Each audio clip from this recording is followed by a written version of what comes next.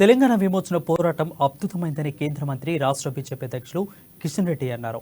తెలంగాణకు 13 నెలల ఆలస్యంగా స్వతంత్రం వచ్చిందని అయితే చెప్పారు. అయితే సర్దార్ వల్లభాయ్ పటేల్ కృషితో తెలంగాణ గడ్డపై భారత జెండా ఎగురవేశారని అన్నారు. అయితే తెలంగాణను స్వాతంత్ర్యం కోసం లక్షలాది మంది పోరాటం చేశారని, వేలాది మంది బలిదానం అయ్యారని, భారత సైన్యం కూడా నిజాం రజాకార్లపై పోరాటం చేసి స్వేచ్ఛ స్వాతంత్రం అందించిందని చెప్పారు. 75 ఏళ్లుగా ఏ ప్రభుత్వం కూడా తెలంగాణ విమోచన దినోత్సవాన్ని నిర్వహించలేదని, త్యాగాల చరిత్రను తొక్కిపెట్టారని విమర్శించారు.